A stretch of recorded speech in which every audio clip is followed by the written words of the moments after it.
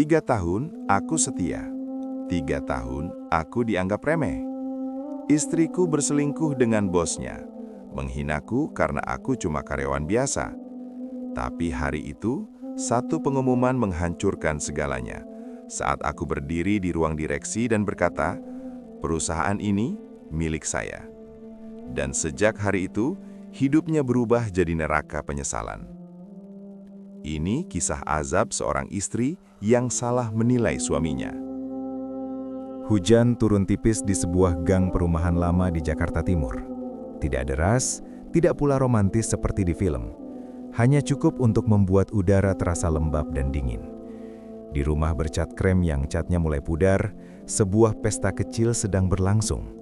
Bukan pesta mewah, bukan gedung pernikahan dengan lampu kristal. Hanya tenda sederhana, kursi plastik, dan spanduk putih bertuliskan, "Selamat menempuh hidup baru, Arka dan Nadira." Arka Pratama berdiri di depan pintu rumah, mengenakan jas hitam sederhana yang tidak terlalu mahal, tapi rapi. Wajahnya tenang, senyumnya tipis. Tatapannya hangat, seolah hari itu bukan tentang kemewahan, melainkan tentang keputusan hidup yang ia yakini sepenuh hati. Di sampingnya, Nadira Putri tampak cantik dalam kebaya modern berwarna broken white. Wajahnya berseri, senyumnya lebar, matanya berbinar setiap kali ada tamu yang mengucapkan selamat. Hari itu Nadira merasa bangga. Bangga karena akhirnya menikah dengan pria yang ia cintai sejak SMA. Bangga karena Arka selalu ada untuknya. Bangga karena hidupnya terasa aman. "Mas Arka kerjanya apa?" tanya seorang tante dari pihak keluarga Nadira sambil tersenyum ramah. Arka hendak menjawab, tapi Nadira lebih dulu menyelah. "Di kantor swasta, Tante, karyawan biasa," katanya ringan sambil tersenyum. Nada suaranya tidak merendahkan. Belum. Arka hanya mengangguk kecil, seolah itu memang jawaban yang paling wajar di dunia. Padahal, di balik kata karyawan biasa itu, Arka adalah pemilik perusahaan tempat ia bekerja, PT Arkana Mahacipta, sebuah perusahaan besar dengan ratusan karyawan, kontrak internasional, dan nilai aset yang bahkan sulit dihitung. Namun, tak seorang pun tahu, dan Arka memang tak ingin siapapun tahu. Pernikahan itu berlangsung lancar. Tidak ada tamu pejabat, tidak ada pengusaha besar, tidak ada karangan bunga berjejar panjang. Hanya keluarga, teman dekat, dan beberapa rekan kerja Nadira. Di mata Nadira, itu cukup. Setidaknya saat itu. Malamnya setelah semua tamu pulang dan tenda dibongkar, Arka dan Nadira duduk di ruang tamu kontrakan kecil yang akan mereka tempati sementara. Rumah itu sederhana, 2 kamar, ruang tamu sempit, dapur kecil. Nadira meletakkan ponselnya di meja, membuka media sosial. Ia melihat unggahan teman-temannya, foto pernikahan di ballroom hotel, gaun pengantin panjang, lampu gemerlap. Ia tersenyum, lalu menghela pelan. "Capek juga ya hari ini," katanya. Arka menoleh. "Capek tapi bahagia." Nadira tersenyum kembali, lalu bersandar di bahu Arka. "Iya, bahagia." Namun di dalam pikirannya, sebuah perbandingan kecil mulai tumbuh. Tidak besar, tidak mengganggu, hanya sekedar lintasan. Kalau saja pernikahan ini sedikit lebih mewah. Ia menggelengkan kepala pelan, seolah menepis pikiran itu. Hari-hari setelah pernikahan berjalan normal. Arka berangkat kerja pagi-pagi, mengenakan kemeja polos dan sepatu pantofel yang sama setiap hari. Nadira mulai bekerja di perusahaan yang sama, di divisi berbeda. Di kantor, Arka dikenal pendiam, tidak banyak bicara, tidak suka pamer, tidak pernah ikut obrolan tentang jabatan atau gaji. Ia datang tepat waktu, pulang tepat waktu, dan bekerja dengan rapi. "Kamu tuh aneh ya," kata Nadira suatu malam sambil makan malam sederhana. "Di kantor, kamu kelihatan biasa banget." Arka senyum. "Memangnya kenapa?" "Nggak kenapa-napa sih," cota Nadira tertawa kecil. "Cuma ya aku pikir kamu bakal lebih ambisius." Arka mengangguk. Hidup nggak selalu soal naik jabatan. Nadira mengangguk, tapi jawabannya tidak sepenuhnya memuaskan. Beberapa minggu kemudian, Nadira mulai merasakan perubahan dalam dirinya. Lingkungan kerja barunya mempertemukannya dengan orang-orang yang berbicara tentang target, bonus, mobil baru, dan liburan ke luar negeri. Di sela makan siang, ia sering mendengar rekan-rekannya membandingkan pasangan masing-masing. Suamiku baru naik supervisor. Pacarku kerja di bank, gajinya gede. Nadira ikut tersenyum, tapi lama-lama ia mulai diam. Saat pulang, ia menatap Arka yang sedang memperbaiki keran bocor di dapur. Masih tenang, masih sederhana, masih sama. "Aku dapat proyek tambahan hari ini," katanya. Arka menoleh. "Bagus dong. Capek?" "Lumayan, tapi seru. Aku merasa berkembang." Arka senyum perangga. Aku senang dengarnya. Tapi Nadira justru merasa ada jarak aneh. Ia berkembang, Arka terasa tetap di tempat. Perbandingan itu belum menjadi racun. Masih kecil, masih bisa ditoleransi. Tapi seperti retakan halus di kaca. Tidak terlihat jelas, namun nyata. Malam itu, Nadira menatap langit-langit kamar kontrakan mereka. Arka sudah tertidur di sampingnya, wajahnya tenang, nafasnya teratur. "Mas," panggil Nadira pelan. Arka membuka mata. "Kamu puas dengan hidup kita sekarang?" Arka diam sejenak, lalu berkata jujur, "Puas, selama kita bersama." Nadira tersenyum tipis. "Iya, tapi di dalam hatinya, sebuah pertanyaan lain muncul. Pertanyaan yang kelak akan menghancurkan segalanya. Apakah ini cukup untuk selamanya?" Di luar, hujan kembali turun pelan. Jakarta tetap ramai, dan tak seorang pun tahu bahwa di pernikahan yang tampak sederhana itu, benih kehancuran telah mulai tumbuh. Gedung PT Arkana Mahacipta berdiri megah di kawasan perkantoran Jakarta Selatan. Kaca-kaca tinggi memantulkan cahaya pagi, lalu lalang karyawan dengan kartu identitas tergantung di leher menciptakan irama khas dunia korporasi. Cepat, dingin, penuh ambisi. Nadira melangkah masuk dengan sepatu hak rendah, rambut tersanggul rapi, wajahnya serius namun penuh percaya diri. Sudah hampir 1 tahun ia bekerja di perusahaan itu, dan untuk pertama kalinya, ia merasa tempat ini benar-benar miliknya. Pagi itu, sebuah email masuk ke seluruh divisi. Subjek: pengumuman restrukturisasi divisi. Nadira membaca cepat, lalu berhenti di satu baris. Saudari Nadira Putri diangkat sebagai manajer divisi operasional regional. Tangannya gemetar, matanya membesar, jantungnya berdegup kencang. "Serius?" gumamnya pelan. Rekan-rekannya mulai berdiri, menoleh ke arahnya. Nat, selamat ya." "Gila, cepet banget naiknya. Manajer dong sekarang?" Nadira tersenyum lebar. Untuk pertama kalinya sejak menikah, ia merasa ada sesuatu dalam dirinya yang tumbuh besar. Lebih besar dari rumah kontrakan kecil, lebih besar dari rutinitas sederhana, lebih besar dari Arka. Di lantai berbeda, Arka duduk di ruang kerjanya yang sederhana. Tidak ada papan nama mencolok, tidak ada sekretaris, hanya meja, laptop, dan secangkir kopi hitam. Pak Hendra berdiri di depannya.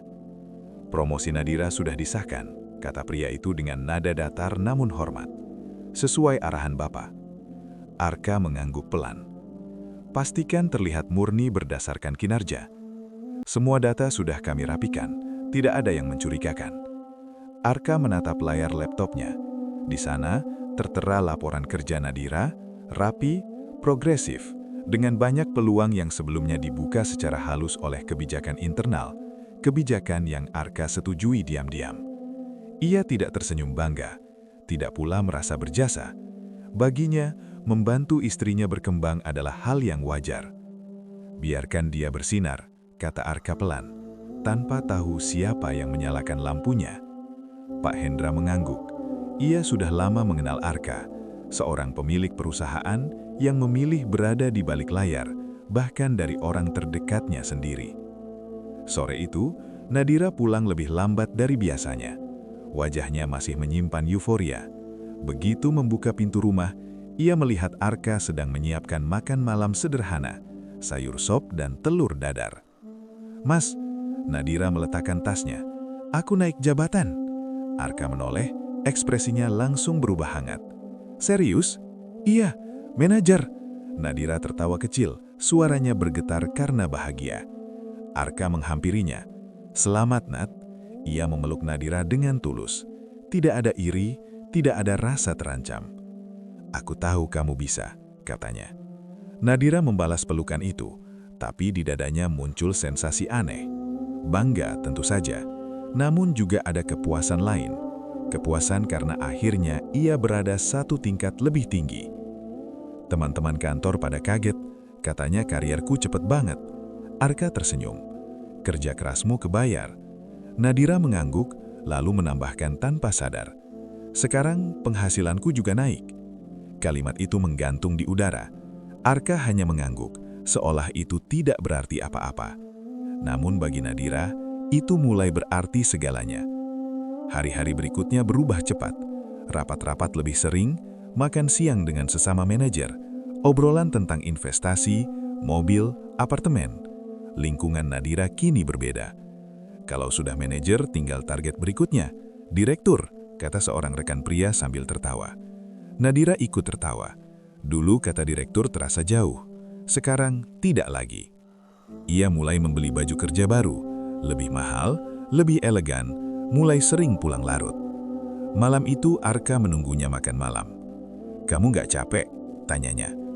Capek, tapi ini konsekuensi, jawab Nadira sambil membuka ponselnya. Mas tahu sendiri, dunia kerja sekarang kejam. Arka mengangguk. Aku ngerti. Namun Nadira mulai jarang bertanya balik. Di kantor, Nadira semakin sering membandingkan. Ia melihat Arka, masih di posisi yang sama, masih dengan gaya hidup yang itu-itu saja. Suamimu kerja di sini juga ya? Tanya seorang kolega perempuan. Iya, jawab Nadira singkat. Posisinya apa? Karyawan biasa, kata Nadira kali ini tanpa senyum. Ada nada berbeda, lebih datar, sedikit merendahkan. Dan saat ia mengatakan itu, Nadira tidak merasa bersalah. Malam itu di kamar mereka, Nadira menatap Arka yang sedang membaca. Mas, kamu gak kepikiran naik jabatan? Arka menutup bukunya. Kenapa tanya begitu? Ya, aku cuma mikir. Nadira menyilangkan tangan. Sekarang dunia kita beda, lingkungan kita beda. Arka menatapnya lama, tidak tersinggung, tidak marah. Aku nyaman di posisiku, jawabnya jujur. Nadira menghela nafas pelan. Kenyamanan kadang bikin orang jalan di tempat. Kalimat itu sederhana, tidak kasar, tidak frontal.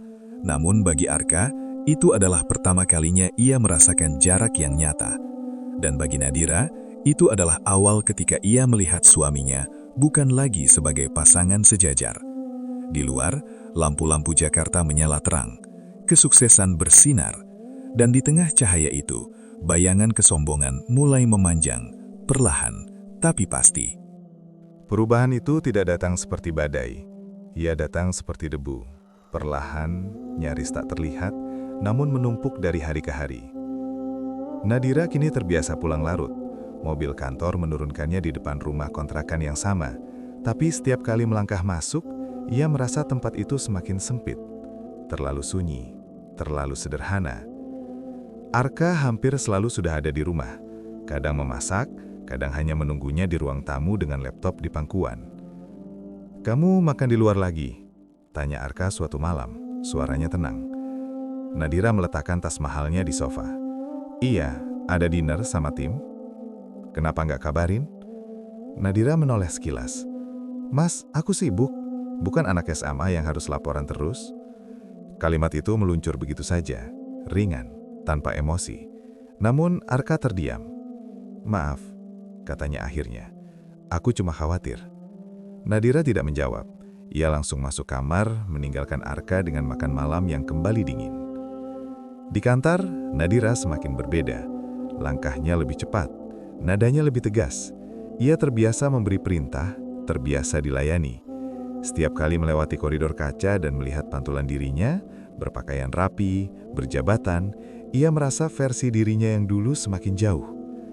Suatu siang, ia makan bersama beberapa manajer lain. Suamimu kerja di sini juga kan? Tanya seorang pria sambil menyeruput kopi. Nadira mengangguk. Iya. Enak dong satu kantor. Biasa aja, jawab Nadira. Dia nggak terlalu ambisius. Kalimat itu membuat yang lain tertawa kecil. Wah, kalau gitu kamu yang jadi tulang punggung dong. Nadira ikut tersenyum, dan untuk pertama kalinya, ia tidak membantah. Sore itu Nadira melihat Arka di pantry kantor. Ia sedang menuang kopi sendiri, berdiri sendirian seperti biasa. Kok sendirian terus sih? Kata Nadira sambil melipat tangan. Gak pernah nongkrong sama yang lain. Arka menyenyum tipis. Aku nyaman begini.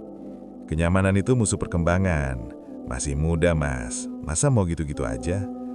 Nada suaranya bukan marah, lebih seperti menggurui. Arka menatapnya, mencoba membaca wajah istrinya. Aku bahagia dengan hidupku sekarang. Nadira mendengus pelan. Bahagia gak bayar masa depan. Arka tidak membalas. Ia hanya mengangguk pelan. Dan Nadira tidak menyadari, kesabaran Arka bukan karena ia lemah, tapi karena ia masih mencintai. Di rumah, perubahan Nadira semakin terasa. Ia mulai mengkritik hal-hal kecil. Kenapa sih rumah kita nggak pernah rapi? Mas, kamu tuh kurang peka. Gajimu segitu aja, tapi santai banget. Arka mendengarkan semuanya, tidak membela diri, tidak menjelaskan. Ia hanya membantu lebih banyak, berbicara lebih sedikit. Suatu malam, Nadira baru pulang setelah jam 10. Ia duduk di meja makan, membuka laptop. Aku harus bikin presentasi, katanya tanpa menatap Arka. Tolong jangan ribut. Arka yang baru saja menyeduh teh berhenti sejenak. Aku cuma mau nanya, kamu capek? Nadira menatapnya dengan mata lelah dan jengkel. Capek mas, tapi beda sama capek kamu. Kalimat itu menancap lebih dalam dari yang Nadira sadari. Capekku ini tanggung jawab. Bukan sekedar kerja rutin. Arka menyenyum kecil, pahit. Maaf, katanya. Aku mengganggu. Ia masuk kamar, meninggalkan Nadira sendirian di meja makan yang terang, dengan ambisi yang semakin besar dan empati yang semakin menipis. Malam itu, Arka berdiri di balkon kecil rumah mereka. Jakarta terbentang di hadapannya. Lampu, gedung, kesibukan yang tak pernah tidur. Ia tahu Nadira berubah. Ia tahu ada jarak. Namun ia masih percaya. Percaya bahwa ini hanya fase. Percaya bahwa kesombongan bisa reda. Percaya bahwa cinta masih cukup kuat. Ia tidak tahu bahwa ini bukan lagi sekedar jarak. Ini adalah awal dari peremehan. Dan orang yang diremehkan terlalu lama, suatu hari akan memilih pergi tanpa suara, tanpa suara. Nama Reynald Wijaya mulai sering terdengar di lantai tempat Nadira bekerja. Bukan karena suaranya keras, melainkan karena wibawanya. Direktur operasional itu tidak pernah berbicara berlebihan, namun setiap langkahnya seolah membuat orang lain menyingkir dengan sendirinya. Jas mahal, jam tangan elegan, senyum tipis yang selalu tampak percaya diri. Dan pagi itu, untuk pertama kalinya, ia berdiri tepat di depan meja Nadira. Bu Nadira, sapanya ramah. Saya Reynald. Nadira segera berdiri. Iya Pak, saya tahu. Laporan Anda bagus, lanjut Reynald sambil meletakkan map di meja. Jarang ada manajer baru yang bisa setenang itu menghadapi tekanan. Pujian itu sederhana, profesional, tidak berlebihan. Namun Nadira merasakannya seperti pengakuan. Terima kasih Pak, jawabnya menahan senyum. Reynald mengangguk, lalu pergi. Tidak lebih, tidak kurang. Namun sejak saat itu, Nadira mulai memperhatikannya. Pertemuan mereka semakin sering, di ruang rapat, di koridor, di lift kaca dengan pemandangan Jakarta yang sibuk di bawah. Reynald selalu bersikap sopan, tenang, dan menghargai. Ia tidak meremehkan Nadira seperti beberapa atasan lain. Ia mendengarkan pendapatnya, mengangguk, bahkan sesekali bertanya, "Menurut Anda bagaimana kalau kita ambil resiko ini? Kalau Anda yang pegang proyeknya, saya yakin bisa jalan." Kalimat-kalimat itu terdengar profesional, namun di telinga Nadira, itu terasa seperti kepercayaan, sesuatu yang sudah lama tidak ia rasakan di rumah. Suatu sore, setelah rapat panjang, Reynald menghampirinya. "Bu Nadira belum pulang?" tanyanya. "Masih ada beberapa data yang harus saya rapikan, Pak." Reynald melirik jam tangannya. "Kalau begitu, temani saya minum kopi sebentar, sekalian bahas proyek." Nadira ragu sejenak. "Di luar kantor?" "Masih urusan kantor," jawab Reynald ringan. "Tenang saja." Mereka duduk di sebuah kafe elegan dekat gedung kantor. Tempat itu bukan tempat biasa. Lampu temaram, interior mahal, suasana eksklusif. Nadira duduk sedikit kaku. Ia jarang datang ke tempat seperti ini. "Kamu cepat belajar," kata Reynald sambil mengaduk kopinya. "Saya bisa lihat ambisi di mata kamu." Nadira tersenyum kipis. "Saya cuma ingin berkembang, Pak." Reynald menatapnya, lalu tersenyum. Itu yang membedakan orang biasa dengan pemimpin. Kalimat itu sederhana, namun kata "orang biasa" membuat Nadira terdiam. Di rumah Arka menunggu seperti biasa. "Kamu pulang telat lagi," katanya lembut. "Ada meeting sama direktur." Arka mengangguk. "Makan? Nanti." Nadira masuk kamar membawa ponselnya. Tak lama kemudian sebuah pesan masuk. "Reynald, terima kasih atas diskusinya. Kamu punya potensi besar, sayang kalau tidak dimaksimalkan." Nadira menatap layar itu lebih lama dari seharusnya. Tidak ada rayuan, tidak ada kalimat mesra, namun ada sesuatu yang bergetar di dadanya. Hari-hari berikutnya, Reynald mulai berbicara tentang masa depan. "Kamu tahu kenapa banyak orang pintar tetap di posisi yang sama? Karena mereka terlalu nyaman." Nadira teringat Arka. "Lingkungan menentukan siapa kamu 5 tahun ke depan. Kalau kamu dikelilingi orang besar, kamu akan ikut besar." Nadira mengangguk perlahan. "Pasangan juga berpengaruh," kata Reynald sambil menatap lurus ke depan, seolah tidak sedang menyindir siapapun. "Mendukung atau menghambat?" Kalimat itu menusuk. Di rumah, jarak semakin terasa. Saat Arka mencoba bercerita tentang harinya, Nadira hanya mengangguk sambil memeriksa ponselnya. Saat Arka menawarkan bantuan, Nadira menjawab singkat. "Kamu nggak akan ngerti," katanya malam itu. Arka terdiam. "Kenapa?" "Dunia kita beda sekarang. Kamu masih hidup sederhana, aku harus mikir lebih besar." Arka senyum kecil. "Aku cuma ingin kamu bahagia." Nadira menarik napas. Bahagia itu butuh lebih dari sekedar niat. Sementara itu Reynald terus mendekat, perlahan, rapi, tanpa celah. Ia tidak menyentuh, tidak menggoda terang-terangan. Ia hanya memberi Nadira apa yang tidak ia rasakan lagi di rumah. Pengakuan, status, dan bayangan kehidupan yang lebih tinggi. Dan tanpa Nadira sadari, ia mulai membandingkan. Suami yang tenang dan sederhana atau pria berkuasa yang membuka pintu ke dunia yang lebih besar. Di antara dua dunia itu, Nadira mulai condong ke satu sisi. Dan Arka yang masih bersabar, belum tahu bahwa badai sebenarnya baru saja terbentuk. Tidak ada pengkhianatan yang terjadi tiba-tiba. Ia selalu diawali oleh pembenaran kecil, oleh kalimat, "Ini cuma sebentar," atau "Aku pantas mendapatkan ini." Dan Nadira mulai mengulang kalimat-kalimat itu di kepalanya. Hujan turun deras sore itu, membungkus Jakarta dengan kabut abu-abu. Nadira berdiri di depan jendela ruang rapat lantai atas bersama Reynald. Rapat sudah selesai sejak 15 menit lalu, tapi mereka masih di sana, berdiri bersebelahan, memandangi kota. "Kamu tahu," kata Reynald pelan, "orang seperti kamu tidak seharusnya dibatasi oleh kehidupan yang terlalu kecil." Nadira menoleh. "Maksud Bapak?" Reynald tersenyum tipis. "Aku bicara soal potensi, tentang siapa yang layak berdiri di sampingmu." Nada suaranya tenang, tidak mendesak, tidak agresif. Namun jaraknya kini terlalu dekat. Nadira bisa mencium aroma parfum mahal dari jas Reynald. Ia menelan ludah, berusaha mundur setengah langkah, namun berhenti. "Aku sudah menikah," katanya lirih. Reynald tidak langsung menjawab.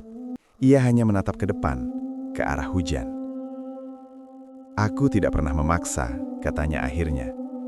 "Aku hanya menghargai perasaan yang jujur." Kalimat itu seperti izin, seperti pembenaran. Dan ketika Reynald menoleh dan menatapnya, lama, dalam, penuh keyakinan, Nadira tidak lagi menghindar.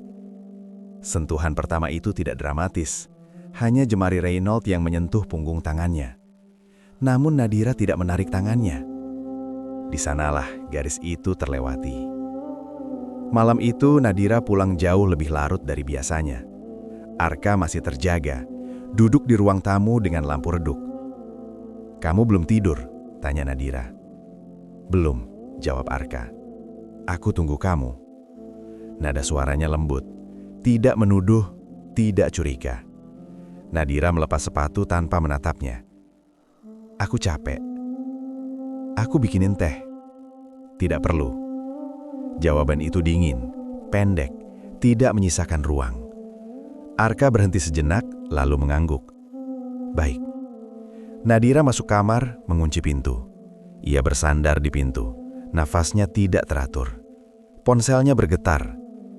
Reynald, aku tidak menyesal, dan aku tahu kamu juga tidak. Nadira menatap layar itu lama, lalu mengetik balasan. Jangan di kantor. Hanya itu, namun maknanya terlalu jelas. Hari-hari berikutnya Nadira berubah semakin nyata. Ia lebih sering tersenyum, bukan pada Arka, tapi pada layar ponselnya. Ia menjaga jarak fisik. Pelukan Arka terasa canggung. Tatapannya sering kosong saat bersama suaminya. Suatu pagi, Arka mencoba meraih tangannya. Nadira refleks menariknya. Kenapa? Tanya Arka pelan.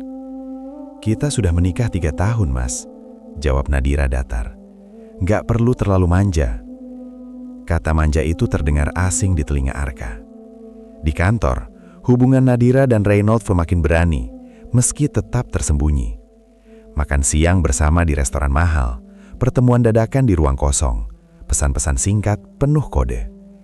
Reynald tahu bagaimana membuat Nadira merasa istimewa. Kamu berbeda, katanya suatu kali. Kamu pantas dapat lebih. Dan Nadira mulai mempercayainya. Di rumah, Arka merasakan perubahan itu seperti udara dingin yang tak terlihat. Ia melihat Nadira yang kini jarang menatap matanya, mendengar nada suaranya yang semakin sinis. Kamu tahu nggak, kata Nadira suatu malam sambil melipat tangan. Aku lelah hidup begini. Begini bagaimana? Tanya Arka. Biasa, sederhana, jalan di tempat. Arka menatapnya lama. Apa aku yang bikin kamu merasa begitu? Nadira terdiam sejenak, lalu berkata tanpa empati. Kamu tidak pernah mendorongku untuk lebih. Kalimat itu menusuk, dalam, tidak adil. Padahal Arkalah yang diam-diam membuka jalan karirnya. Padahal Arkalah yang memilih diam agar Nadira bersinar. Namun Arka tidak membela diri. Kalau aku kurang, aku bisa belajar. Nadira tersenyum kecil, bukan senyum hangat, melainkan senyum lelah. Bukan soal belajar, Mas. Ada hal-hal yang tidak bisa diubah. Malam itu, Arka duduk sendirian di ruang tamu. Lampu dimatikan, hanya cahaya kota yang masuk dari jendela. Ia merasa istrinya menjauh, bukan hanya secara fisik, tetapi secara hati. Namun ia belum mencurigai pengkhianatan. Ia masih percaya. Dan kepercayaan itulah yang membuat pengkhianatan terasa jauh lebih kejam ketika kebenaran akhirnya terungkap. Penghinaan tidak selalu datang dalam bentuk teriakan. Kadang, ia hadir dalam kalimat tenang. Diucapkan tanpa emosi, namun menghancurkan lebih dalam. Dan malam itu, Nadira tidak lagi menahan dirinya. Hujan tidak turun, Jakarta terasa panas dan sesak. Arka pulang lebih awal dari biasanya, membawa sebungkus makanan favorit Nadira. Ia berharap, meski kecil, malam ini bisa sedikit berbeda. Saat pintu terbuka, Nadira sudah ada di ruang tamu, masih mengenakan baju kerja mahalnya, sepatu hak belum dilepas, wajahnya dingin. Kita perlu bicara, kata Nadira. Arka berhenti melangkah. Tentang apa? Nadira menatap bungkusan di tangan Arka, lalu tersenyum sinis. Masih dengan hal-hal kecil seperti itu. Arka meletakkan makanan di meja. Aku pikir kamu suka. Itu dulu, jawab Nadira cepat. Sekarang aku butuh lebih dari sekedar perhatian murahan. Kata murahan membuat Arka terdiam. Nadira menyilangkan tangan, berjalan mondar-mandir kecil di ruang tamu sempit itu. Mas sadar nggak? Katanya. Hidup kita stagnan. Arka menghela napas. Kalau ada yang kurang, kita bisa bicarakan baik-baik. Nadira tertawa kecil. Tawa tanpa kehangatan. Kamu selalu bilang begitu, katanya. Tapi kenyataannya, kamu nggak pernah berubah. Arka menatapnya. Berubah jadi apa?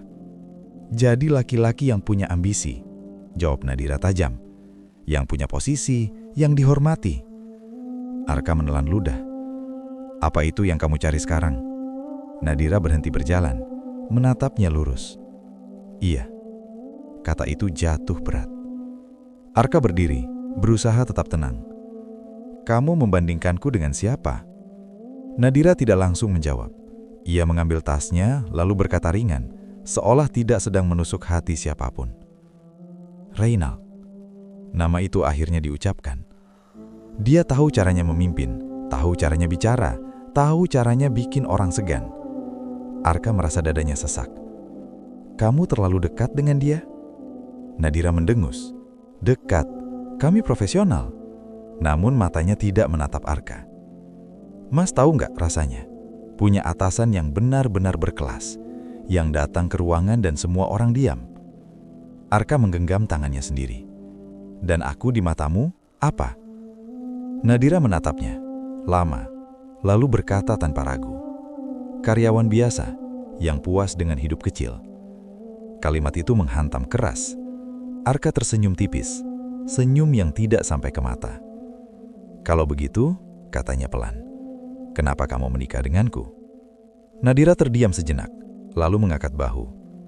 Aku pikir cinta cukup. Ternyata tidak. Sunyi mengisi ruangan. Sekarang aku tahu, cinta tanpa status itu melelahkan. Arka mengangguk perlahan. Aku mengerti. Namun Nadira belum selesai. Kamu harus sadar diri, Mas. Aku sudah jauh melangkah. Lingkaranku beda, duniaku beda. Arka menatap rumah kontrakan itu. Dinding sederhana, perabot minim. Dan kamu? Tanya Nadira. Masih di sini, masih sama. Malam itu Arka tidak membalas satupun hinaan, tidak meninggikan suara, tidak membela diri.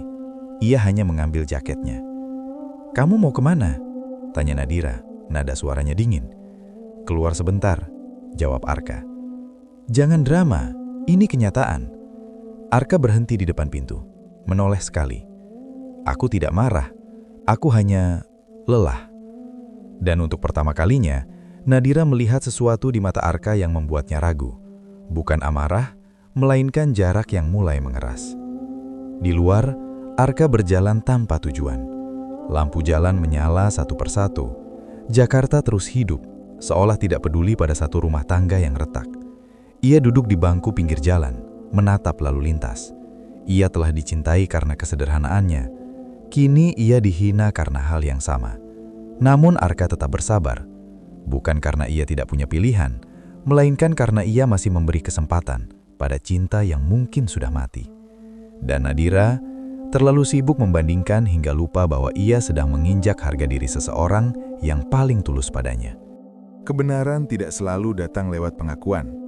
Kadang ia muncul dari potongan kecil, cukup untuk membuat hati runtuh sepenuhnya. Dan bagi Arka, pagi itu dimulai seperti hari-hari sebelumnya. Arka duduk di pantry kantor, memegang ponselnya. Ia jarang mengecek media sosial, namun pagi itu, sebuah notifikasi masuk. Bukan dari Nadira, melainkan dari sistem internal perusahaan. Permintaan akses ruang rapat privat disetujui. Nama pemohon, Reynald Wijaya dan Nadira Putri. Arka menatap layar itu lama. Ia tahu ruang rapat itu bukan untuk diskusi biasa. Dan ia tahu, aksesnya sangat terbatas. Namun Arka tidak langsung berpikir buruk. Ia berdiri, membawa kopi, berjalan ke lantai atas. Bukan untuk memata-matai, melainkan untuk menenangkan pikirannya sendiri. Di koridor kaca, ia berhenti. Di dalam ruang rapat itu, tirai belum sepenuhnya tertutup. Dan di sanalah Arka melihatnya. Tidak ada adegan vulgar, tidak ada sentuhan berlebihan. Hanya dua orang yang duduk terlalu dekat, terlalu akrab, dengan jarak yang seharusnya tidak dimiliki oleh dua orang profesional, apalagi oleh seorang istri. Nadira tersenyum pada Reynald. Senyum yang sudah lama tidak Arka terima. Reynald menyentuh punggung tangan Nadira. Dan Nadira tidak menyingkir. Arka berdiri di sana beberapa detik, tidak bergerak, tidak bernafas dengan benar. Dadanya terasa kosong. Bukan marah, bukan cemburu meledak-ledak. Hanya satu perasaan yang menyapu seluruh dirinya. Hancur. Ia berbalik, melangkah pergi tanpa suara. Siang itu, Arka bekerja seperti biasa. Ia menyelesaikan laporan, menjawab email, menghadiri rapat kecil. Tidak ada yang tahu bahwa dunia Arka baru saja runtuh. Pak Hendra sempat menatapnya lama. "Bapak, tidak apa-apa?" Arka mengangguk. "Saya baik." Namun suaranya terdengar lebih kosong dari biasanya. Malamnya, Nadira pulang seperti biasa. Tidak ada perubahan sikap, tidak ada rasa bersalah yang terlihat. Arka sudah duduk di ruang tamu. "Kita perlu bicara," kata Arka pelan. Nadira menoleh, sedikit terganggu. "Sekarang?" "Iya." Nadira meletakkan tasnya. "Cepat aja, aku capek." Arka menatap wajah istrinya. Ia mencari, entah apa. Penyesalan? Kejujuran? Namun yang ia lihat hanya jarak. "Kamu ada hubungan dengan Reynald?" tanyanya. Nada Arka datar, tenang, hampir seperti bertanya tentang cuaca. Nadira terdiam. Beberapa detik berlalu. Lalu ia tertawa kecil. "Kamu ngapain nanya hal absurd gitu?" Arka tidak tersenyum.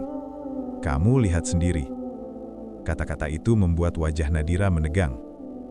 "Dan kalau iya, aku mau apa?" tanyanya akhirnya. Nada suaranya defensif. Arka menunduk. Nafasnya berat. "Aku tidak marah. Aku cuma ingin tahu, sejak kapan?" Nadira menghela nafas kesal. "Mas, jangan lebay. Ini cuma kedekatan." "Kedekatan yang kamu sembunyikan?" Nadira terdiam, lalu berkata dingin.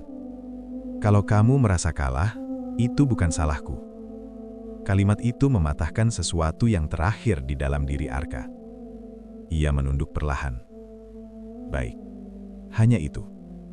Tidak ada teriakan, tidak ada tangisan, tidak ada drama. Arka berdiri, melangkah ke kamar dan duduk di tepi ranjang. Ia menatap dinding kosong lama sekali. Cintanya tidak dikhianati dengan kebencian, melainkan dengan ketidakpedulian. Dan itu jauh lebih menyakitkan. Malam itu, Arka tidak tidur. Ia duduk sendirian di ruang tamu, lampu dimatikan. Ponselnya bergetar. Pesan dari Pak Hendra. "Bapak, jika sudah waktunya, kami siap." Arka menatap pesan itu lama. Ia tahu apa maksudnya. Ia tahu apa yang bisa ia lakukan. Namun malam itu, Arka belum ingin membalas apapun. Karena sebelum seorang pria mengambil keputusan besar, ia harus benar-benar menerima bahwa hatinya sudah hancur. Dan Arka baru saja sampai di titik itu.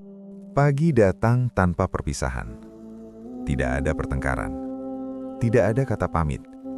Hanya keheningan yang terasa lebih berat dari teriakan manapun. Arka berdiri di kamar mereka saat matahari baru naik. Nadira masih tertidur. Punggungnya menghadap pintu. Wajahnya tengang, seolah tidak ada apapun yang salah dalam hidupnya. Arka menatapnya lama. 3 tahun. 3 tahun ia memilih diam, menahan, dan percaya. Ia tidak membangunkan Nadira, tidak ingin ada adegan, tidak ingin kata-kata yang akan semakin melukai. Arka mengambil koper kecil. Hanya pakaian secukupnya, laptop, dan beberapa dokumen pribadi. Ia menatap sekeliling kamar. Lemari sederhana, foto pernikahan mereka yang tergantung miring di dinding. Ia menurunkan foto itu, membaliknya, lalu meletakkannya perlahan di laci meja. Tanpa air mata. Di meja makan, Arka meninggalkan secari kertas. "Aku pergi, bukan karena benci, tapi karena aku tidak ingin kehilangan harga diriku sendiri." Tidak ada tanda tangan. Tidak ada penjelasan panjang. Ia melangkah keluar rumah, menutup pintu pelan. Dan rumah itu tidak lagi sama. Nadira bangun menjelang siang. Ia mengira Arka sudah berangkat kerja seperti biasa. Ia mandi, berpakaian, lalu berjalan ke ruang tamu. Meja makan kosong. Tidak ada sarapan. Tidak ada teh hangat. Nadira mengernyit. "Mas?" Panggilnya singkat. Tidak ada jawaban. Baru ketika ia melihat koper yang hilang, Nadira berhenti melangkah. Ia menemukan kertas itu. Ia membacanya cepat, lalu tertawa kecil. "Drama," gumamnya.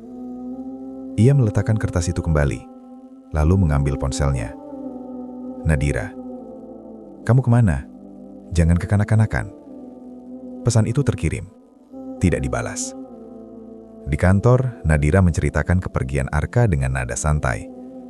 "Suamiku keluar rumah," katanya pada Sari sambil tertawa kecil. "Hah? Kenapa?" tanya Sari. "Biasa," jawab Nadira. "Lelaki insecure, ngerasa kalah." Sari ikut tertawa. "Paling juga balik lagi." Nadira mengangguk. "Pasti." Di kepalanya, Arka bukan pria yang berani pergi jauh. Ia terlalu tenang, terlalu sabar.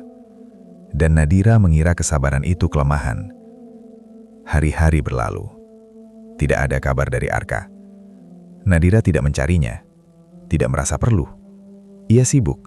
Rapat, proyek, makan malam dengan rekan kerja. Renal tersenyum ketika Nadira menceritakan kepergian Arka.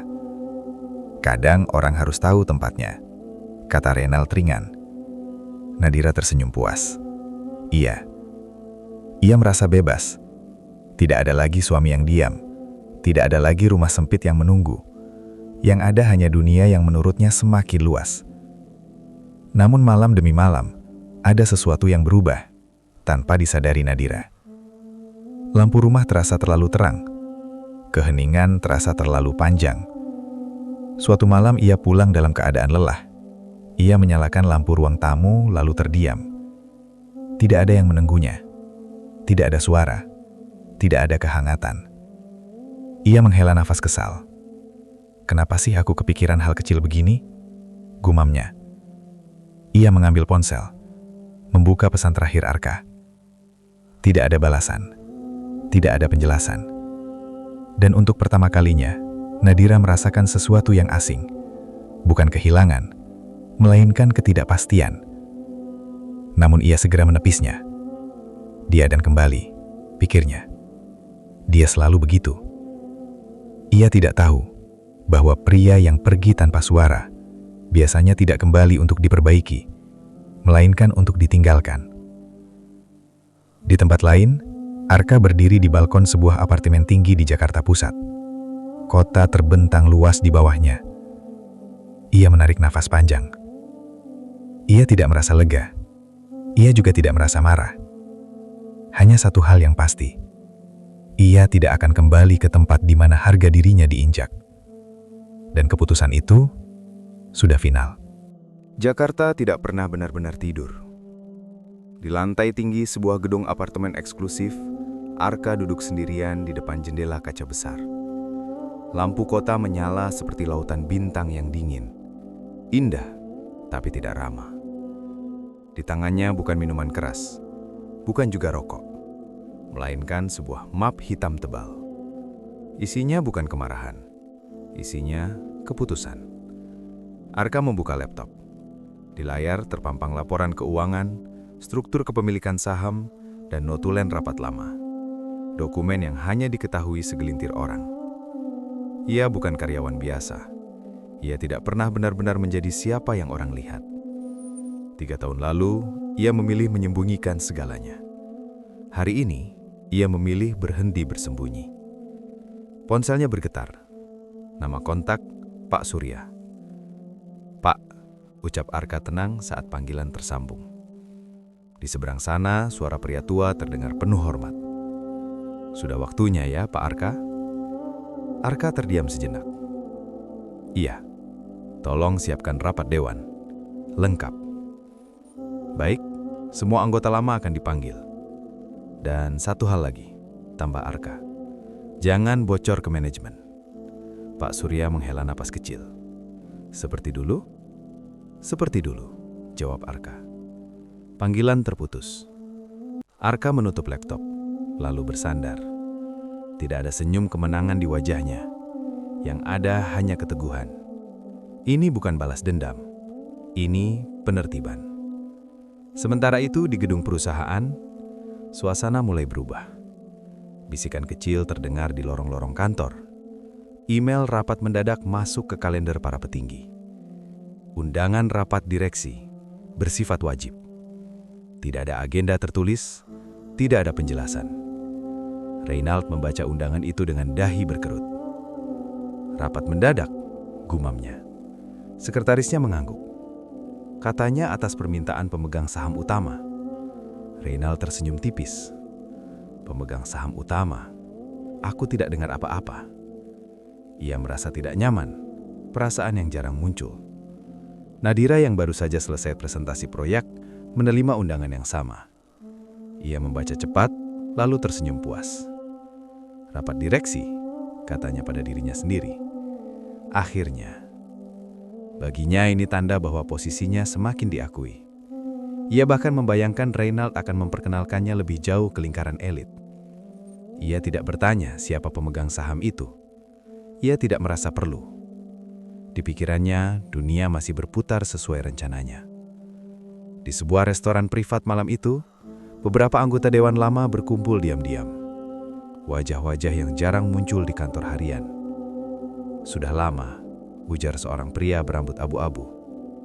Terakhir kali kita dipanggil begini 3 tahun lalu, sahut yang lain. Mereka saling pandang. Satu nama terlintas di benak mereka semua, tapi tak satu pun mengucapkannya. Kembali ke apartemen, Arka berdiri di depan cermin. Ia tidak mengenakan jas mahal, hanya kemeja rapi berwarna gelap. Ia menatap bayangannya sendiri. Bukan lagi suami yang diremehkan, bukan lagi karyawan yang diabaikan, namun juga bukan monster yang ingin menghancurkan. Ia hanya seseorang yang akan berdiri di tempat yang memang miliknya. Besok, gumamnya pelan. Di luar hujan mulai turun. Jakarta basah, dingin dan sunyi, seperti sebelum badai besar. Dan tanpa disadari Nadira, nama Arka akan segera disebut kembali. Bukan sebagai suami, bukan sebagai karyawan, melainkan sebagai kekuasaan. Ruang rapat utama berada di lantai tertinggi gedung perusahaan. Dinding kaca mengelilingi ruangan, memperlihatkan Jakarta dari ketinggian. Kota yang tampak kecil, seperti pion-pion yang bisa digerakkan. Satu persatu anggota direksi masuk. Tidak ada canda, tidak ada basa-basi. Hari ini terasa berbeda. Nadira duduk di sisi tengah meja panjang. Jasnya rapi, wajahnya penuh percaya diri. Ia menatap sekeliling dengan rasa bangga. Tempat ini dulu terasa mustahil baginya. Reynald duduk di kursi dekat pimpinan rapat. Ia tampak tenang, tapi jemarinya mengetuk meja pelan, gelisah. Kursi utama masih kosong. Pak Surya berdiri. "Terima kasih sudah hadir," ucapnya dengan suara berat. Rapat hari ini diadakan atas permintaan pemilik mayoritas perusahaan. Ruangan menjadi hening. Beberapa anggota dewan saling pandang. Reynald mengangkat alis. Pemilik mayoritas? Pak Surya mengangguk. Beliau akan hadir langsung. Nadira tersenyum kecil. Ia membayangkan sosok pria tua, pewaris lama, atau investor asing. Tidak satupun dari mereka siap dengan kenyataan. Pintu ruang rapat terbuka. Langkah kaki terdengar pelan, teratur. Seorang pria masuk berkemeja gelap, tanpa jas mahal, tanpa pengawal. Wajahnya tenang, sorot matanya dingin dan terkendali. Nadira menoleh ke Silas. Lalu tubuhnya menegang, wajahnya pucat. Itu Arka. Suara kursi bergeser terdengar nyaring ketika Arka melangkah ke depan. Ia berhenti tepat di kursi utama. Tidak ada senyum, tidak ada tatapan ke arah Nadira. Pak Surya menunduk hormat. "Dengan ini saya perkenalkan," katanya tegas, "Bapak Arka Pratama, pemilik mayoritas dan pendiri utama perusahaan ini." Waktu seolah berhenti. Nadira merasa dadanya sesak. Tidak mungkin. Matanya beralih ke Reynald. Pria itu membeku, wajahnya kaku. Ia menelan ludah. Beberapa anggota direksi berdiri perlahan, bukan karena terkejut semata, tapi karena hormat. "Pak Arka, sudah lama tidak bertemu. Selamat datang kembali."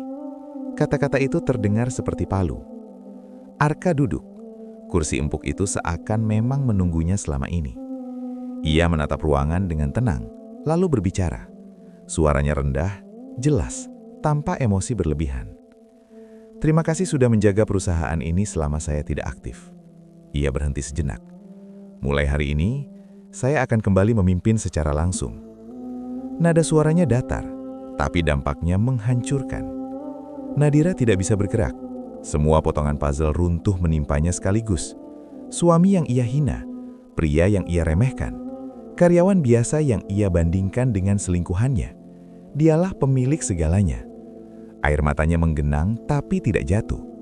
Ia ingin bicara, tapi suaranya hilang. Akhirnya Arka menoleh. Tatapannya bertemu Nadira. Tidak ada kebencian di sana. Tidak ada kemarahan. Justru itu yang paling menyakitkan. Tatapan orang asing. Seolah Nadira bukan siapa-siapa. Reynald mencoba tersenyum, bangkit dari kursinya.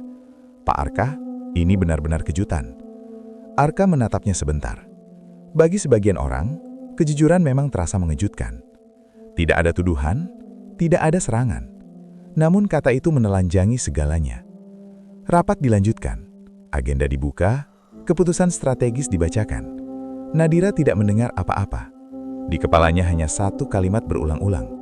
"Apa yang sudah aku lakukan?" Ia menyadari satu hal yang tak bisa diubah. Orang yang ia khianati adalah satu-satunya orang yang tidak seharusnya ia rendahkan. Dan hari itu, bukan hanya status Arka yang terungkap, tetapi kehancuran Nadira pun resmi dimulai. Rapat berakhir tanpa tepuk tangan. Tidak ada ucapan selamat. Tidak ada senyum. Para direksi keluar satu persatu dengan wajah tegang. Jakarta di luar kaca tampak sama seperti biasa. Padahal di dalam ruangan, dunia seseorang telah runtuh. Nadira masih duduk. Tangannya gemetar di atas meja. Napasnya pendek, dadanya terasa sesak. Ia tidak menangis. Belum. Ia hanya menatap kosong ke kursi utama. Kursi yang kini diduduki oleh pria yang dulu ia panggil suami. Arka berdiri, menutup map di depannya. "Pak Surya," katanya tenang, "tolong lanjutkan proses audit internal. Fokus pada divisi manajemen dan proyek strategis." Pak Surya mengangguk. "Siap." Reynald langsung menegang. "Audit?" katanya sambil tertawa kecil. "Apa ini perlu, Pak Arka? Kita semua profesional di sini." Arka menoleh perlahan. "Justru karena profesional," katanya, "kita perlu transparansi." Suaranya datar, tidak mengancam. Namun ruangan terasa mencekik. 2 hari kemudian, kantor berubah jadi ladang bisik-bisik. Email audit menyebar, dokumen lama dibuka kembali. Nama Reynald muncul terlalu sering dan terlalu mencolok. Proyek fiktif, pengeluaran tidak wajar, promosi yang tidak melalui prosedur. Termasuk Nadira. Nadira dipanggil ke ruang HR. Ia duduk di depan meja kecil, berhadapan dengan staf yang biasanya ramah, kini formal dan dingin. Berdasarkan hasil audit awal, ujar staf HR, promosi Ibu Nadira akan ditinjau ulang. Ditinjau ulang. Kata yang terdengar halus, tapi mematikan. Nadira menelan ludah. Apa maksudnya? Kami menemukan ketidaksesuaian prosedur dan konflik kepentingan. Konflik kepentingan. Ia tahu itu tentang apa. Di lantai atas, Reynald dipanggil ke ruang direksi. Ia masuk dengan wajah tegang, tapi masih mencoba percaya diri. Namun ketika pintu tertutup, kepercayaan diri itu runtuh. Pak Surya berdiri. 2 anggota dewan lama duduk diam. "Saudara Reynald," ucap Pak Surya pelan. "Berdasarkan temuan audit, Dewan memutuskan untuk memberhentikan Anda dari seluruh jabatan, efektif hari ini." Reynald terdiam. "Apa?" Suaranya pecah. "Ini tidak adil. Aku sudah membangun. Perusahaan ini," ucap Pak Surya, memotong, "dibangun oleh orang yang Anda khianati." Sunyi. Reynald menoleh ke arah Arka. Arka berdiri di dekat jendela. Ia tidak menatap Reynald dengan marah. Ia bahkan tidak menatap lama. "Keputusan ini murni profesional," kata Arka. "Saya tidak mencampurkan urusan pribadi." Reynald tertawa pahit. Tentu saja, kamu menang. Arka menoleh pelan. Saya tidak pernah bertanding. Anda yang bermain sendiri. Reynald keluar gedung sore itu tanpa pengawalan, tanpa jabatan, tanpa kekuasaan. Teleponnya tidak berhenti berdering, lalu berhenti sepenuhnya. Satu persatu, relasi menghilang. Malam hari, Nadira duduk sendirian di apartemen. Lampu mati, hanya cahaya dari luar jendela yang masuk. Ia memeluk lututnya. Tangisnya akhirnya pecah. Bukan tangis marah, bukan tangis menuntut. Tangis orang yang sadar, semua ini bermula dari kesombongan. Ia membuka ponsel, menatap kontak Arka. Jarumnya bergerak, berhenti, bergerak lagi. Akhirnya, ia menekan tombol telepon. Nada sambung terdengar. 1, 2, 3. Lalu terputus. Tidak diangkat. Itu lebih menyakitkan daripada makian apapun. Nadira menjatuhkan ponsel, menutup wajahnya. Untuk pertama kalinya, ia tidak kehilangan status. Ia kehilangan dirinya sendiri. Di tempat lain, Arka menatap laporan terakhir audit. Ia menutup map. Tidak ada rasa puas, tidak ada kemenangan. Hanya satu kesimpulan yang ia pegang teguh. Kebenaran tidak perlu teriak, ia cukup dibiarkan berjalan. Dan siapapun yang berdiri di jalannya akan jatuh dengan sendirinya. Pagi itu, Jakarta tampak biasa. Langit abu-abu, jalanan padat, orang-orang bergegas mengejar hidup mereka sendiri. Hanya satu orang yang merasa dunia berhenti bergerak. Nadira duduk di ruang HR untuk kedua kalinya dalam 1 minggu. Berbeda dari sebelumnya, kali ini ruangan terasa lebih kecil, lebih dingin. Staf HR di depannya membuka map coklat. Berdasarkan hasil audit final, ucapnya dengan suara profesional, perusahaan memutuskan untuk mengakhiri hubungan kerja dengan Ibu Nadira, efektif hari ini. Tidak ada jeda, tidak ada basa-basi. Kata-kata itu jatuh seperti palu terakhir. Nadira menatap meja. Dipecat? Suaranya nyaris tak terdengar. Kami akan menyelesaikan hak-hak administratif sesuai ketentuan, lanjut staf HR, seolah membaca pengumuman cuaca. Nadira mengangguk pelan. Tidak memohon, tidak membantah. Ia tahu, ini akhir yang tak bisa ditawar. Kotak kardus kecil berada di tangannya saat ia keluar dari gedung. Isinya hanya barang-barang remeh, mug, foto lama, pulpen. Lift kerasa terlalu sunyi. Di lobi, beberapa mantan rekan kerja pura-pura sibuk. Ada yang menunduk, ada yang berbalik arah. Tidak ada yang menyapa. Beberapa minggu lalu mereka berebut duduk makan siang dengannya. Hari ini, Nadira bukan siapa-siapa. Di parkiran, Nadira membuka ponsel. Satu persatu, ia mengirim pesan. Nadira, kita ketemu yuk. Aku lagi butuh teman. Pesan dibaca. Tidak dibalas. Grup arisan yang dulu ramai, sunyi. Ia dikeluarkan tanpa pemberitahuan. Malamnya Nadira datang ke sebuah kafe di daerah SCBD. Tempat yang dulu sering ia kunjungi. Tempat di mana ia merasa berada di level atas. Ia duduk sendirian. Pelayan datang dengan wajah canggung. Maaf mbak, meja ini sudah di-reserve. Padahal kafe hampir kosong. Nadira mengangguk, berdiri lalu pergi tanpa bicara. Ia tahu, status itu sudah hilang.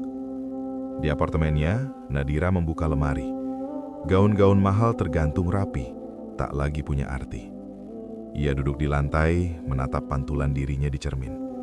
Wajah yang dulu penuh percaya diri kini pucat dan lelah. Tangannya gemetar. Bukan karena takut miskin, melainkan karena sadar ia sendirian.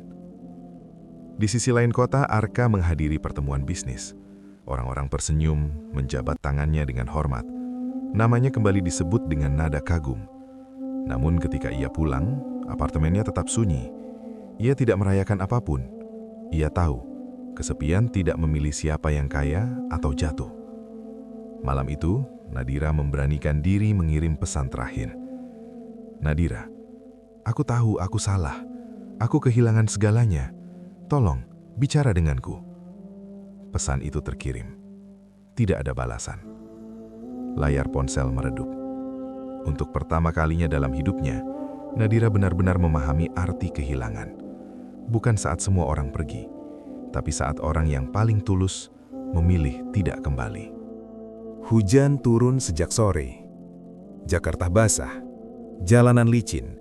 Lampu kendaraan memantul di aspal seperti kenangan yang tak bisa digenggam. Nadira berdiri di depan gedung tinggi tempat Arka bekerja. Bajunya sederhana, rambutnya diikat seadanya. Tidak ada lagi tas mahal, tidak ada riasan percaya diri. Yang tersisa hanya keberanian terakhir. Ia sudah menunggu hampir 1 jam. Setiap orang yang keluar dari pintu kaca ia perhatikan. Berharap, sekaligus takut. Akhirnya, Arka muncul. Ia berjalan tenang, jasnya rapi, langkahnya mantap. Dikelilingi beberapa staf yang menunduk hormat. Nadira membeku. Inilah pria yang dulu ia hina. Kini, jaraknya terasa tak terjangkau. Arka, panggilnya dengan suara gemetar. Arka berhenti. Para staf menoleh, lalu perlahan menjauh, memberi ruang. Nadira melangkah mendekat. "Aku salah," katanya cepat, seolah takut kata-katanya menguap. "Aku benar-benar salah."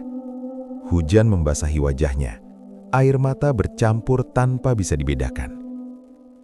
"Aku bodoh, aku sombong, aku lupa siapa yang selalu ada buat aku." Arka menatapnya. Tatapannya tenang, tidak dingin, tapi kosong. Nadira jatuh berlutut di trotoar basah. Beberapa orang melirik, ada yang berhenti sejenak. "Aku mohon," suaranya pecah. "Aku nggak peduli harta, jabatan, apapun itu. Aku cuma mau kamu." Kalimat itu terdengar tulus, namun terlambat. Arka menarik nafas panjang. "Nadira," katanya pelan. "Kalau dulu kamu bilang begitu, mungkin aku masih di rumah." Nadira menangis terseduh. "Aku berubah, bukan karena kamu menyakiti, tapi karena aku sadar, aku tidak boleh lagi memohon dihargai." Ia melangkah sedikit mendekat, lalu berhenti. "Aku memaafkan kamu," katanya. "Tapi aku tidak bisa kembali." Kata itu lebih menyakitkan dari penolakan kasar. Nadira menatapnya dengan mata merah. "Berarti ini benar-benar akhir?" Arka tidak langsung menjawab. Ia menatap hujan, lalu kembali menatap Nadira. "Beberapa kesalahan," katanya tenang, "tidak dihukum dengan kemarahan, tapi dengan kehilangan." Ia berbalik. Nadira menjerit tertahan. "Arka!" Langkah Arka tidak berhenti. Ia masuk ke mobil. Pintu tertutup perlahan. Mesin menyala. Mobil itu melaju meninggalkan Nadira yang terduduk di trotoar, basah, hancur, dan sendirian. Orang-orang berlalu lalang. Tidak ada yang menolong. Karena penyesalan adalah beban yang harus dipikul sendiri. Di dalam mobil, Arka menutup mata sejenak. Bukan karena lemah, tapi karena ia tahu ia baru saja memilih dirinya sendiri. Dan keputusan itu tidak akan ia tarik kembali. Pagi itu, Arka duduk di ruang kerjanya. Cahaya matahari masuk melalui jendela besar, menerangi meja kayu gelap yang rapi. Tidak ada foto pribadi, tidak ada benda sentimental. Ia sudah menutup satu bab hidupnya. Ponselnya bergetar. Nama kontak, Nadira. Arka menatap layar beberapa detik, lalu mengangkatnya. "Arka," suara Nadira terdengar serak. "Aku cuma mau bicara, sekali ini saja." Arka menghela nafas pelan. "Kita sudah bicara," jawabnya tenang. "Aku berubah," Nadira memohon. "Aku sadar semuanya salah. Aku bisa mulai dari nol. Aku nggak minta jadi istrimu lagi. Aku cuma minta kesempatan. Arka diam sejenak. Bukan karena ragu, tapi karena memilih kata yang tepat. Nadira, katanya akhirnya, aku tidak marah. Aku juga tidak membencimu. Kalimat itu justru membuat Nadira terisak. Kalau begitu, kenapa kamu tetap menolak aku? Karena suara Arka berikutnya terdengar pasti. Karena aku menghargai diriku sendiri. Sunyi. Aku tidak pergi untuk membuatmu menyesal, lanjut Arka. Aku pergi supaya aku tidak kehilangan siapa aku sebenarnya. Ia berhenti sejenak. Aku berharap kamu bisa hidup baik, tapi tidak bersamaku. Panggilan berakhir. Nadira menatap ponsel kosong. Tidak ada harapan tersisa. Ia akhirnya memahami satu hal pahit. Cinta tidak selalu mati karena pengkhianatan. Kadang ia mati karena harga diri yang terlalu lama diinjak. Di sisi lain kota, Reynald duduk di sebuah bar kecil. Tidak ada jas mahal, tidak ada meja VIP. Ia menatap gelas kosong di depannya. Teleponnya bergetar. Email masuk. Permohonan kerja Anda ditolak. Ia tertawa kecil, lalu pahit. Namanya sudah menyebar, bukan sebagai eksekutif sukses, melainkan sebagai pria yang tersandung skandal. Beberapa hari kemudian, Reynald mencoba mendatangi kantor lama. Satpam menahannya di pintu masuk. Maaf Pak, nama Bapak tidak terdaftar. Reynald terdiam. Gedung yang dulu ia kuasai, kini menolaknya mentah-mentah. Ia berbalik pergi, langkahnya berat. Tidak ada yang memanggilnya, tidak ada yang peduli. Sementara itu, Arka menghadiri acara bisnis. Ia berdiri di podium, berbicara tenang. Para investor mendengarkan dengan hormat. Sorot kamera menyala. Namun ketika acara selesai, Arka menolak makan malam perayaan. Ia pulang sendiri. Di balkon apartemennya, ia menatap Jakarta yang kembali terang. Ia tidak merasa menang. Ia hanya merasa selesai. Malam itu, Nadira duduk di kamar gelap. Ia memutar ulang semua kenangan, bukan untuk disesali, tapi untuk dipahami. Reynald tidak pernah benar-benar mencintainya. Arka selalu. Dan kesadaran itu datang saat semuanya sudah terlambat. Arka menutup pintu balkon. Ia tidak lagi menoleh ke belakang. Karena tidak semua akhir perlu dibalas dengan kebencian. Beberapa cukup ditutup dengan ketenangan. Jakarta tetap bergerak. Kereta tetap datang dan pergi. Lampu jalan tetap menyala setiap malam. Hidup tidak pernah berhenti, meski seseorang telah kehilangan segalanya. Nadira kini tinggal di kamar kontrakan sempit di pinggiran kota. Dindingnya tipis, catnya mengelupas. Kipas angin tua berderit tanpa henti. Tidak ada AC, tidak ada pemandangan kota dari jendela tinggi. Hanya bau lembab dan sunyi. Pagi hari, Nadira duduk di tepi ranjang, mengenakan pakaian sederhana. Ia menatap lowongan kerja di ponsel, sudah puluhan lamaran ia kirim. Sebagian besar tidak dibalas, sisanya ditolak. Nama perusahaan lama masih melekat padanya. Bukan sebagai prestasi, melainkan sebagai noda. Seorang HR pernah berkata jujur di telepon, "Kami khawatir dengan rekam jejak Anda." Kalimat itu lebih menusuk dari makian. Nadira kini bekerja paruh waktu di sebuah toko kecil. Ia berdiri di balik kasir, menunduk, menghindari tatapan orang-orang yang mungkin mengenalnya, atau mungkin tidak. Tak ada lagi pujian, tak ada lagi rasa dihormati. Setiap malam, ia pulang dengan tubuh lelah dan hati kosong. Di kamar, ia sering duduk lama menatap ponsel. Kontak Arka masih ada. Tak pernah dihapus, tak pernah dihubungi lagi. Sementara itu, Reynald menghilang dari lingkaran elit. Ia berpindah-pindah kota, mencoba melamar pekerjaan dengan CV yang semakin tipis nilainya.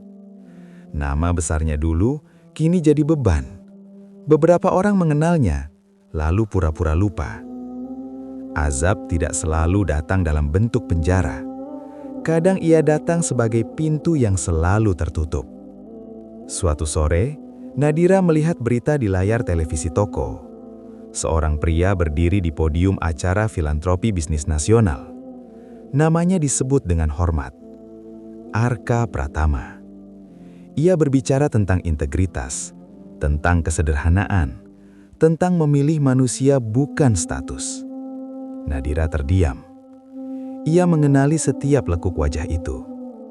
Pria yang dulu menyiapkan sarapan untuknya. Pria yang ia rendahkan tanpa ragu. Air matanya jatuh tanpa suara. Arka kini menjalani hidup yang berbeda. Ia bekerja, berkontribusi, dan pulang ke rumah yang tenang.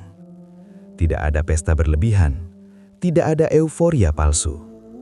Sesekali ia tersenyum, bukan karena menang, tapi karena damai.